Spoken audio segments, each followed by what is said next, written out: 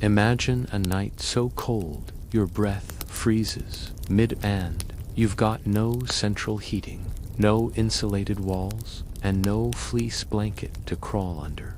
Tonight, we're diving into how medieval peasants actually survived the coldest, most brutal nights of the year. Before we get into the grit and cleverness of it all, hit that like button if this kind of deep dive is your thing. Subscribe if you're new, but only if you genuinely vibe with the content. And hey, drop a comment with where you're watching from and what time it is. I love seeing this little global campfire grow. All right, dim the lights. Maybe turn on a fan for that chill. Let's step back into the frost-bitten past. Our story tonight begins on a bitter, frozen evening long before the comfort of streetlights, furnaces, or anything electric. This was a time when cold was not just discomfort, but a quiet, creeping danger. We are in medieval England, somewhere between the 13th and 14th centuries. It is deep winter, thy kind, that silences the earth, that cracks through timber beams and sends wolves howling from distant forests. Nights stretch endlessly. Food is scarce. Warmth is no certainty, but a triumph hard won. Picture a tiny village nestled in a snowy hollow. Thatched roofs lie under thick layers of frost. Narrow paths, once trodden by carts and feet, have turned to frozen mud, solid as stone. The moon hangs high and pale above, casting its silver light on skeletal trees and silent rooftops. In the heart of this quiet, wintry world, a single wattle and daub cottage stands, humble and creaking. Its timber bones shift gently in the wind. From its crooked chimney, a thin plume of smoke spirals into the frozen air, soft, steady, and alive. Inside, a family huddles close. The fire's small wood is precious, but it dances within a circular stone hearth at the center of the room. It is the only source of warmth, the only sign of life against the pressing cold. They are wrapped in layers of homespun wool and rough linen. Blankets made from animal skins are draped over shoulders and knees. They press close shoulder to shoulder, breath fogging in the dim orange glow. The father, Elfric, leans forward, adding a thin branch to the fire. It hisses, smokes, then catches with a pop. A flicker of warmth blooms, not enough to fill the space, but enough to kiss fingertips, to remind them they are not alone. The mother, Edith, cradles a simple clay bowl of hot porridge. It is thinner, watery gruel made from oats, but it is warm, and right now, that is everything. Wooden spoons clink softly against clay. The wind hisses against the shuttered windows. The fire crackles, breaths rise and fall. It is a lullaby of survival, of the living resisting the cold. Outside, the frost tightens its grip on the world. But inside, warmth clings close. The children, Oswin, the eldest at 10, and little Wulfa, just 6, curled together on a straw-stuffed mattress set close to the hearth. Above them, bundles of dried herbstime, sage, lavender hang from loft beams. They are not for flavor, but to ward off pests in a time without heat. Now and then, the herbs give off a faint memory of summer sunlight, trapped in stems and leaves, reminding them of a world beyond frost. Each day in winter is a struggle. There is no central heating, no coal piled high in a cellar. Firewood must be gathered well before the snow's twigs, branches, fallen logs, taken carefully from the forest's edge. Too much, and the lord of the manor may punish. Too little, and the cold will find its way in. To survive, families sleep close, sometimes even with animals inside. Chickens roost in corners. A goat might be tied near the doorway. Every warm body matters. Every heartbeat contributes. It is a quiet sharing of heat, like small suns gathered beneath one roof. Elfric tightens the strip of wool around his boots, then wraps his feet in old scraps of felt. "Keep your feet dry," he murmurs. "If your toes freeze, the rest follows." He says it not as a warning, but as wisdom passed down like an heirloom, one that means the difference between waking and not. Outside, snow begins to fall, again softly, steadily. Flakes drift past the shutter cracks, lit by moonlight like ghostly petals. Wolfa whispers, "Will it be colder tomorrow, Mama?" Edith smiles, brushing a hand through her daughter's hair. "Perhaps," she says softly, "but the fire is brave, and so are we." And with those words, the flame within them kindles, not loudly, not in grand defiance, but like the fire in the hearth's mold, steady, alive. They begin to sing old songs, passed through generations. Not joyful, no. Joy is too extravagant for times like these, but soft, rhythmic lullabies, sung in the ancient tongue of ancestors. Songs to keep fear at bay. Songs that call warmth to the flame. Their voices rise and fall like the windlow, warm and full of memory. Sleep comes quietly, like a blanket drawn across the world. The fire fades, the children breathe slowly, the village sleeps, and winter waits outside. But tonight it will not win. And so, as your breathing slows, let yourself imagine that quiet night, the hush of snow on rooftops, the firelight flickering on old stone, the warmth of bodies pressed close, of hope pressed closer. Imagine the courage of simplicity, of a family who endures not through strength, but through togetherness. Drift now, like snow falling on a silent roof, into dreams of old times, where survival was slow and deliberate, and peace was a fire that still burned. Stay nestled where you are, wrapped in quiet, cradled by the comfort of warm breath and ancient memory. The wind outside is only a whisper now, like the soft sigh of a sleeping world.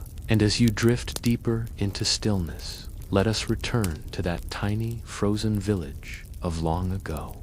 The first light of day creeps over frost-hardened hills, pale and gray, like breath turned to mist.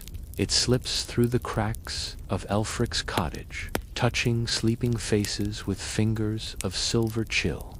The fire has long since burned to ash, but the embers doze quiet little warriors still pulse faintly in the dark hearth, red and alive.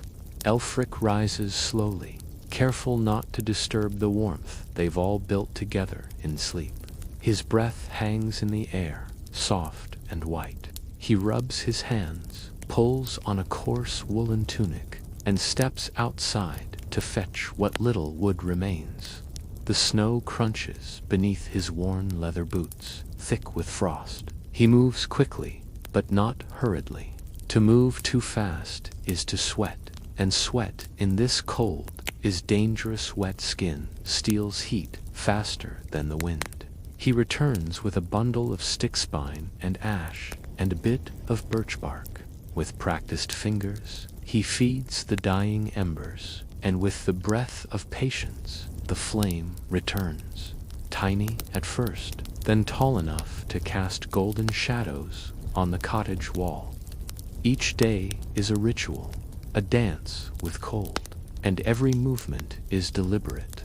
Edith stirs a pot over the heartha, broth made from cabbage, wild leeks, and a knuckle of salted pork saved from autumn. The scent is humble, but warm. Always warm something in the morning, she says, even if it's just water. Warmth in the belly gives courage to the body. Oswin, the eldest son, laces thin strips of cloth around his arms and legs extra layers, where sleeves and trousers fall short. A medieval trick: keep air between the layers. Air becomes insulation. Insulation becomes survival. Even Wolfa, tiny as she is, helps by shaking the straw bed. Old straw is removed, fresh spread in its place. The mattress isn't soft, but it's dryened in winter. Dry is comfort. Outside, the village begins to stir. Thin trails of smoke rise into the pale sky.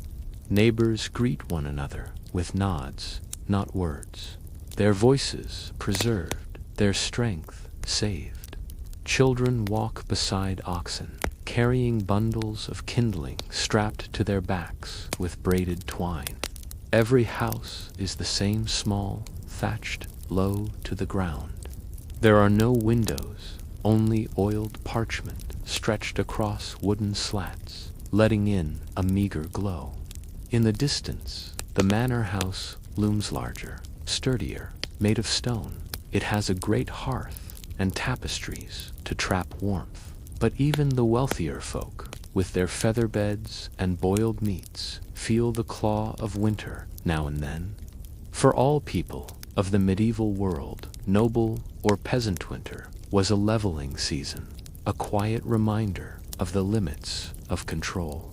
To survive the harshest nights, the peasants relied not on luxury, but ingenuity and habit. Stone bed warmers were sometimes heated in the fire and wrapped in cloth tucked into bedding to preserve warmth as long as possible. Flat soapstone slabs or even heated bricks served the same purpose. Woolen cloaks lined with fur were hung near the fire during the day, then worn to bed for added warmth. And on the coldest nights, families would not sleep in separate corners. They would pile into the warmest part of the home near the fire, against the inner walls. Skin to skin keeps death away, Elfric would say. And though it sounded grim, there was comfort in the closeness. They didn't know the term hypothermia, but they knew its signs: slow movement, slurred words, a stumble, then silence.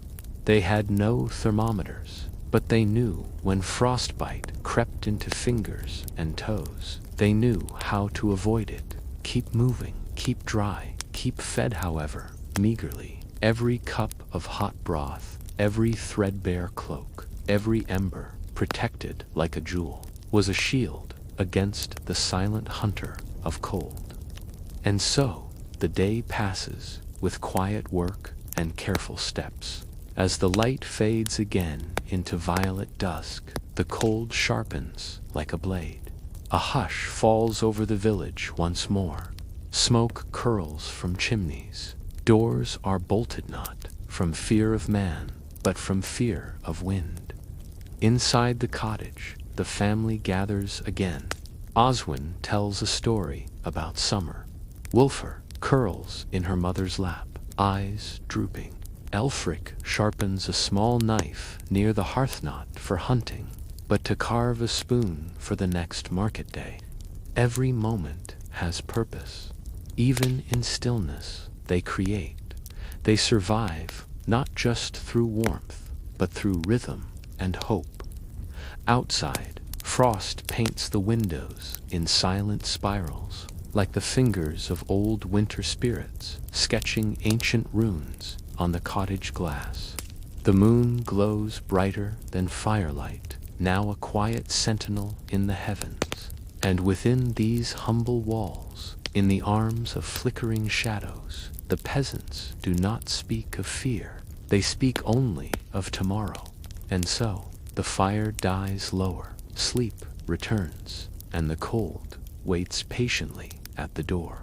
But tonight, as every night before, the warmth of love and closeness wins. Let your thoughts settle now like snow on a quiet roof. The world is still. The cold has been kept outside. You are safe and warm, just as they were. Let sleep find you now, carried on the same gentle winds that once passed through a medieval village on the coldest night of the year. still here with me. Good. Let your breath slow. Let your body rest as we drift even deeper into the warm shadows of the past. Our tale carries on not with grand kings or great battles, but with the quiet lives of those who faced the cold and overcame it one slow night at a time. In this medieval village, neighbors were not just companions, they were lifelines. Winter taught the peasants a secret that survival was communal. One man alone in the frost could not last long, but together, they became a fire, glowing across many hearths. On the harshest nights, when storms roared and snowdrifts climbed the doors, the villagers sometimes gathered in one or two homes. Straw beds were pushed together, cloaks were shared, and songs. Oh, the songs they sang. These were low, slow tunes, passed down from mother to daughter, father to son, songs about the sun returning, about spring pushing up through frozen ground. These were not just lullabies, they were prayers in disguise. Warmth of voice was warmth of heart. At the center of their survival was faith. The peasants of medieval Europe believed winter to be a test of passage from darkness to light, and with every long frozen night endured, they felt they were walking closer toward God's grace. Even in the depth of winter, a few still came to kneel on the cold stone floor of the village church. Wrapped in layers, with numb fingers pressed together in prayer, they sought not only warmth, but mercy. "Dear Lord," they whispered, "let the sun return, let the seeds sleep well beneath the earth, and let our children wake in spring." Not far from Elfric's cottage lived an old woman named Merwenda, village herbalist, known to many as the Winter Mother. Her tiny hut was filled with dried bundles of rosemary, juniper, and yarrow. Roots and bark hung from the beams like old scrolls. Merwin knew how to heat a stone to the perfect warmth, how to steep dried nettles into a tea that brought back color to pale cheeks, how to mix a salve from goose fat and ash to soothe frostbitten skin. She had no books, but her knowledge came from generations of watchers and listeners, those who refused to let the cold take another soul. Children were often sent to her with small offerings, pouches of barley or candles in trade. In return, they brought back bundles of warmth, herbs to stir into broth, cloth soaked in scented oil, or simply stories that reminded them they were not alone. And then, as the nights reached their longest stretch, the village prepared for the solstice. A festival not grand, but meaningful. They lit extra candles, though wax was precious. They carved small wooden animals for the children. Garlands made of holly and dried berries were hung above doorways. Even in the grip of cold, they found rituals of hope. Wulfer received a tiny hand-sewn doll, stuffed with straw and lavender. Edith baked flatbread on a hot stone, its warmth devoured faster than its taste. They told stories of how the sun was being born again, how each night after would grow shorter, and in their hearts the tiniest ember of joy glowed. But that joy was tested on a night darker and colder than any they had known that year. Snow fell sideways, driven by wind that howled like wolves. The very walls of Elfric's home shivered. The fire, though fed well, sputtered and fought against the pull of cold. Wulfa whimpered in her sleep. Oswin's fingers were pale, wrapped tightly in cloth. They knew the routine: sleep in layers, feet near the fire, body to body. But this night, the cold was sharper. They brought the chickens inside, laid sacks of grain at the base of the door to block the draft. Still, the wind crept in it, curled through keyholes, and chimney gaps. It whispered at their ears as they dozed. But Elfric, he rose again, quietly, and opened a small chest near the foot of their bed. From it, he pulled a heavy woolen mantle, his father's, from long ago. It smelled of age, of old smoke, of time itself. He laid it gently across Edith and the children. Then he sat near the fire and kept watch. The fire, small and orange, flickered in the hearth's dance, hypnotic, each crackle a note in the lullaby of survival. You can imagine it now, the glow painting Elfric's face with shifting light, his eyes tired but his will unbroken. Outside, the world was buried in white. Inside, the world was suspended in warmth, a world of 5 hearts, 5 souls, beating in time with the embers. There is something sacred in stillness, and something defiant in a fire that won't die. So let yourself drift again. Let your breath grow slower, softer. Imagine the glow of that fire on your skin, the scent of wood smoke, the warmth of hands holding hands under thick wool. Imagine that you, too, are there, wrapped in stories and silence, listening to the wind outside, but no longer afraid. Sleep now like the villagers of old, knowing that you've done enough, just as it always does. Gently return now, deeper, deeper into sleep and story. You're safe here. Sink once again into the hush of the ancient world, where the cold brushed the earth, but never the soul, and every soft flicker of light was a triumph over the dark. The night is not gone yet, but you are surrounded by warmth, by story, by time. Elfric sat quietly by the fire, eyes fixed on the soft dance of flame and ember. The glow cast long shadows across the cottage walls as memories stirred in him. He recalled his boyhood winters, when his mother's songs wove sleep into the dark, and his father's hands guided his own, teaching him how to split kindling so it would burn slowly, with purpose, not all at once. He remembered, too, the harshest winter of all, when he was just a lad, and the river froze solid. The baker's fingers turned black from frost that year. There had been no wood, only peat dug from the frozen ground and dried with desperate patience. The village had changed since those days, but winter had not. Winter had no memory, only presence. It returned again and again as though for the first time. But people remembered, and in that remembering they found resilience. Elsewhere in the quiet of the home, Edith slept. Her hands, now at rest, had spent the daylight hours mending socks from worn wool, using threads salvaged from old garments. She turned rags into comfort, each stitch a quiet form of love, a language of care.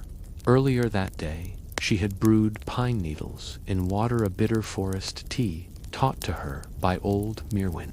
It brought a spark back into little Wolfer's sluggish limbs. The scent had filled the cottage sharp green and clean.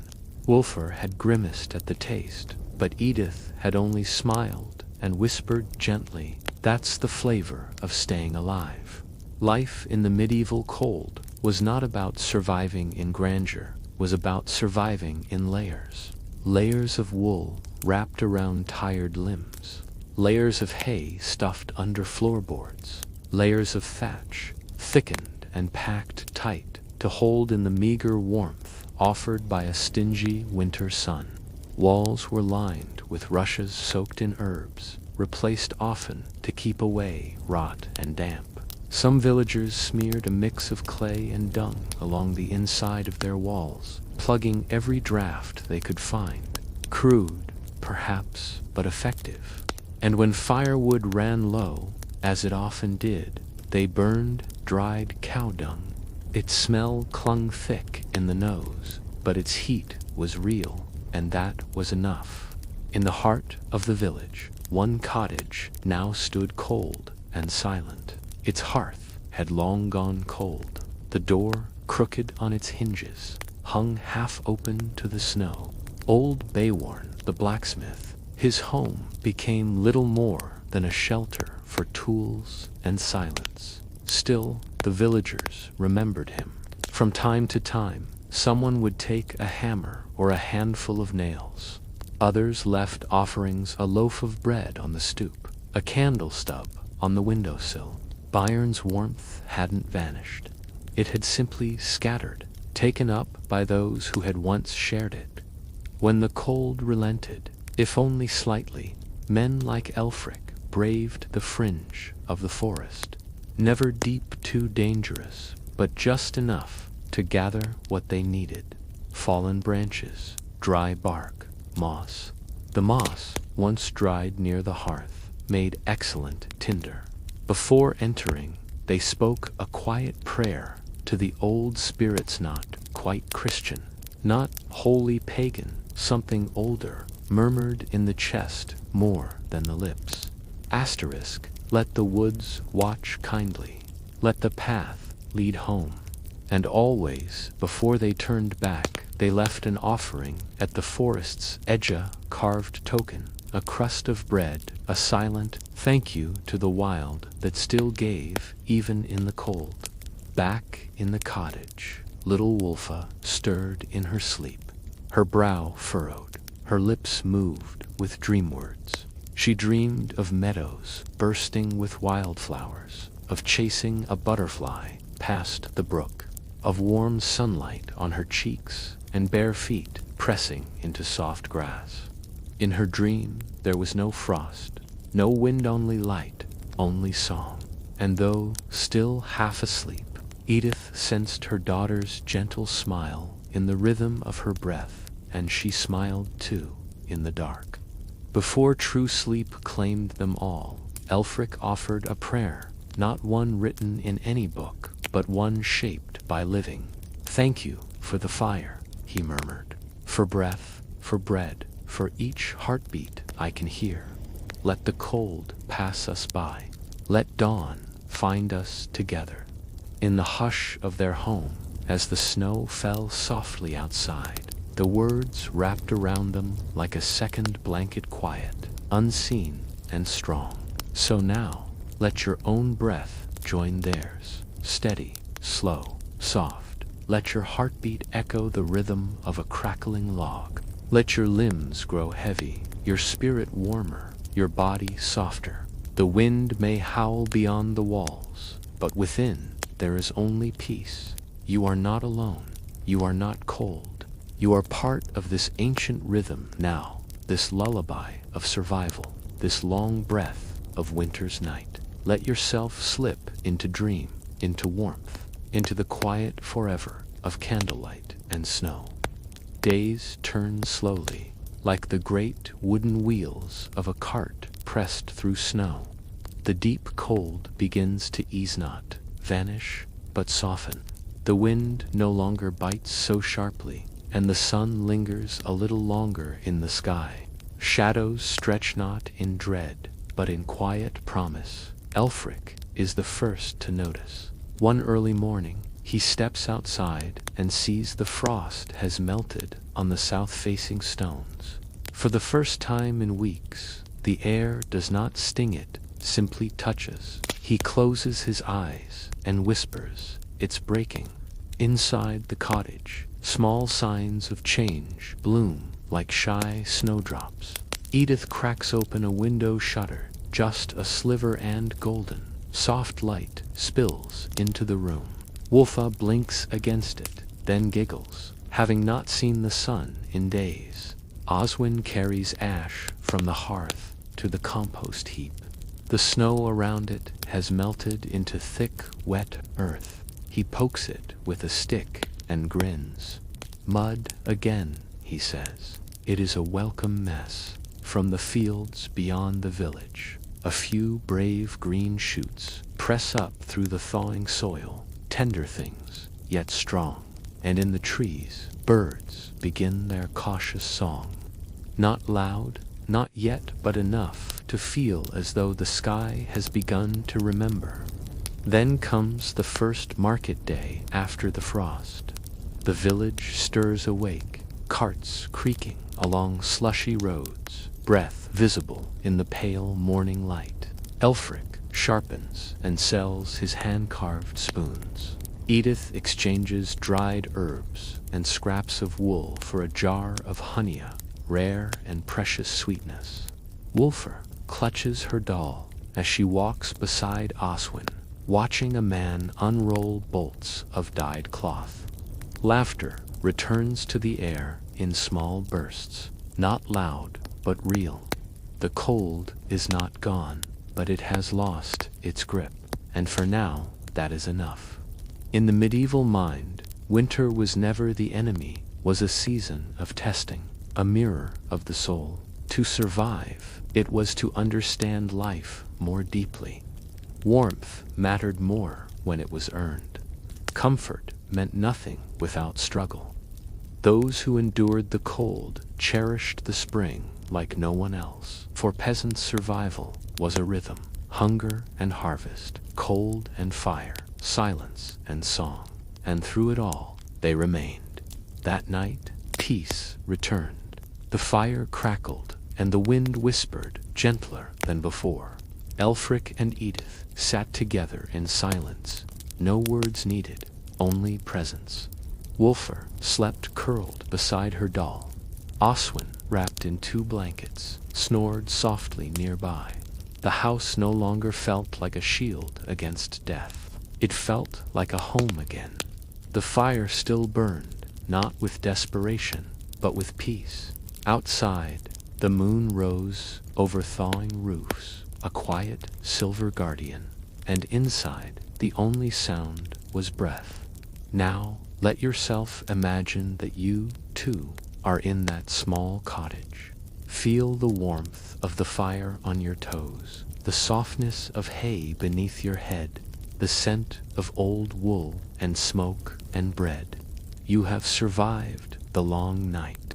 You have passed through frost and fear, and now there is only rest. Let your muscles loosen. Let your eyelids grow heavy. The story has done its work. It has held you close, carried you through the cold, and laid you gently in the arms of sleep. There is no need to think now, only to breathe. You are safe, you are warm, you are home. Sleep and dream of ancient fires, of gentle snowfalls, of songs whispered beside glowing hearths. Sleep, sleep, sleep.